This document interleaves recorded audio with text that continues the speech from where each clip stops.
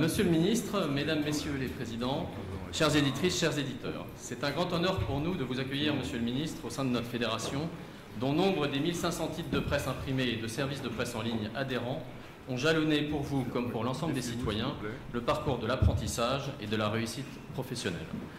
En effet, vous avez déjà côtoyé la quasi-totalité des univers de presse que nous rassemblons dans nos 7 syndicats qui constituent la FNPS. La presse scientifique, qui vous a permis de remporter un prix d'invention à l'âge de 13 ans. La presse professionnelle, chez Club Internet, en agence de publicité ou encore aujourd'hui dans vos fonctions ministérielles. La presse sociale, quand vous avez été délégué syndical. La presse juridique, puis la presse économique, quand vous avez étudié. Même la presse agricole n'a pas de secret pour vous, qui avez créé la ruche qui dit oui, pour faciliter l'accès des petits producteurs aux consommateurs. Il n'y a guère que la presse médicale, que vous n'avez peut-être pas encore feuilletée. Les éditeurs présents dans la salle n'en feront pas une maladie. Autant vous le dire d'emblée, nous ne sommes pas des titres de la presse d'information politique et générale, cible de toutes les attentions des pouvoirs publics. Nous affirmons cependant jouer également un rôle essentiel dans l'information et la formation des citoyens, et il nous semble alors que rien ne légitime les disparités d'accompagnement des pouvoirs publics que nous constatons sur de nombreux sujets.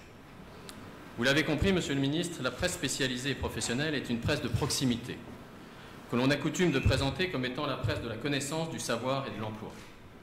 Proximité avec ses lecteurs, car elle les accompagne dans leur engagement dans la vie active en les informant sur l'actualité de leur communauté de métiers et d'action, sur ses acteurs, sur sa conjoncture, sur son environnement législatif et réglementaire, mais aussi et même surtout par les temps qui courent, sur les innovations qui insufflent une dynamique irrésistible à tous les métiers. Nos titres sont ainsi particulièrement attentifs à vos initiatives nombreuses pour faire du numérique un moteur de la transformation du pays dans tous les domaines. À l'heure des fausses nouvelles, la proximité avec nos lecteurs se traduit également par la confiance. La confiance que nos lecteurs nous accordent quand ils nous qualifient à 91% de crédibles et fiables dans notre dernier sondage réalisé par l'IFOP. Ce résultat est d'autant plus remarquable que nous nous adressions, comme vous le savez, à un lectorat exigeant, connaisseur éclairé du sujet que nous traitons et qui ne saurait pardonner la moindre approximation de la part de nos auteurs, parmi lesquels près de 5000 journalistes. La presse spécialisée et professionnelle est multiple. Et c'est en cela qu'elle incarne, pas moins que d'autres, la diversité indispensable à l'expression du pluralisme démocratique. Elle est éditée par un large panel d'entreprises, le plus souvent indépendantes, de toute taille, mais avec une majorité de TPE de moins de 20 salariés.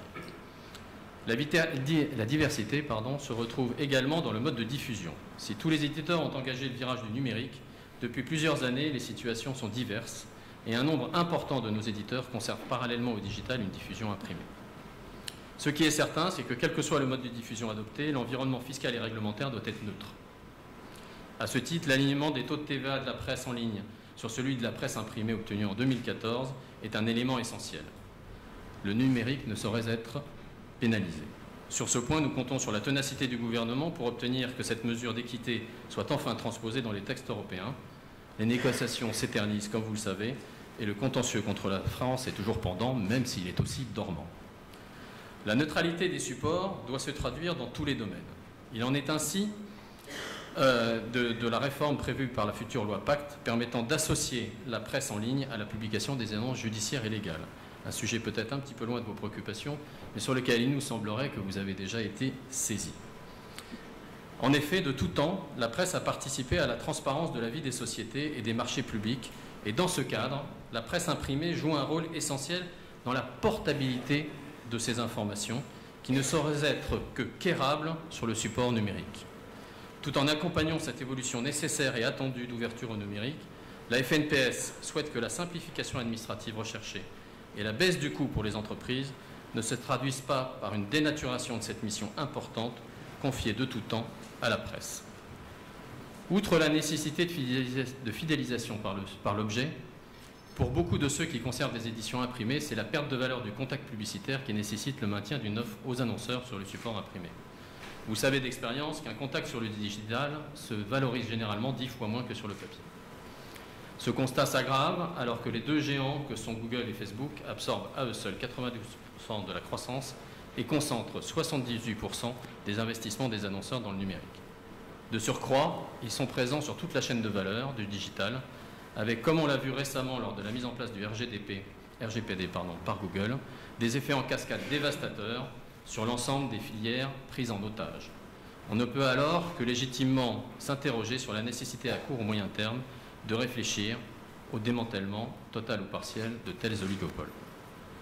Non contents de s'accaparer une part gargantuesque du marché, les acteurs de ce duopole, aidés de quelques autres, génèrent une partie importante de leur chiffre d'affaires en utilisant et en exploitant directement ou indirectement nos contenus, mais sans accepter de partager avec nous, éditeurs, la valeur ainsi créée. Cependant, l'espoir pointe à Bruxelles. Après le Conseil, c'est le Parlement européen qui, dans le cadre de la discussion de la nouvelle directive sur le droit d'auteur dans le marché numérique, dans le marché unique numérique, avance sur la création d'un droit voisin au bénéfice des éditeurs de presse et sur la mise en place d'un système efficace de partage de la valeur. On sait que le gouvernement nous soutient dans cette démarche, mais on se doute qu'au poste que vous occupez, vous devez entendre beaucoup de points de vue visant à invalider nos propres arguments. En quelques mots, disons que le débat est totalement distinct de celui de la fiscalisation des activités des géants du net. Ce n'est pas l'un ou l'autre, c'est l'un et l'autre. Qu'il ne s'agit pas de taxer, mais de partager équitablement la valeur créée à partir de nos contenus. Que c'est une nécessité, si l'on veut nous permettre de continuer à investir dans la qualité éditoriale. Qu'il ne s'agit en aucun cas d'entraver la circulation de la connaissance et du savoir ou encore de bâillonner Internet, comme on le lit ici et là, alors que la liberté indiscutable d'utiliser des liens hypertextes pour partager des contenus est clairement reconnue dans les textes en discussion. Enfin, cette disposition est au bénéfice de tous, autant les petits éditeurs que les plus importants. Dans le prolongement de cette thématique, nous sommes prompts à nous inquiéter de la valeur qui est attribuée à nos contenus. Nos contenus sont généralement considérés, au regard du droit, comme des œuvres et à ce titre protégés par le droit d'auteur. Mais je ne vous apprendrai rien en vous disant que ce dernier fait face à un mouvement puissant de remise en cause. Il en est ainsi d'un glissement sémantique de plus en plus répandu qui tend à faire passer nos contenus du statut d'œuvre à celui de données. Il en est ainsi notamment dans le cadre du TDM, la fouille de texte, ou de l'intelligence artificielle, des sujets connexes auxquels vous attachez une grande importance. Friands d'innovation et familiers de la gestion des flux d'œuvres et de données, nous sommes désireux de développer nous-mêmes des usages comme le font déjà de nombreux éditeurs, ou de nous associer aux innovations imaginées par d'autres. Ce que nous demandons juste, c'est de ne pas être expropriés de nos contenus sur l'autel du programme. Le Conseil supérieur de la propriété littéraire artistique a décidé de se pencher sur ces questions autour de l'intelligence artificielle. Nous avons dans ce cadre suggéré que le Conseil national du numérique soit associé à cette réflexion, alors que nous regrettons qu'aucun représentant des éditeurs ne siège au sein de cette instance récemment renouvelée. Comme je l'ai souligné au début de mon propos, la diversité de nos titres de presse repose pour beaucoup sur des TPE aux capacités d'investissement limitées et souvent sous-capitalisées. Or, le numérique nécessite des investissements récurrents qui mettent rapidement les finances des éditeurs à rude épreuve. Au sein du ministère de la Culture, la plupart des titres que nous représentons ont accès au Fonds stratégique pour le développement de la presse, un dispositif efficace, mais qui se limite au financement de développement strictement éditoriaux. Alors que la demande de nos lecteurs se porte de plus en plus vers des services en complément de nos offres éditoriales, il est important pour nous de faire évoluer le cadre du fonds stratégique en élargissant l'éventail des investissements pouvant faire l'objet d'un financement afin de nous aider à innover. La taille réduite de nos entreprises est également un élément à prendre en compte dans l'élaboration des législations qui nous sont applicables. Le RGPD, à peine sorti d'usine, voici la nouvelle version d'e-privacy qui s'avance. Si nous comprenons les inquiétudes légitimes des citoyens, nous ne sommes pas certains que la publicité ciblée, bien que très perceptible, soit le cœur de la problématique.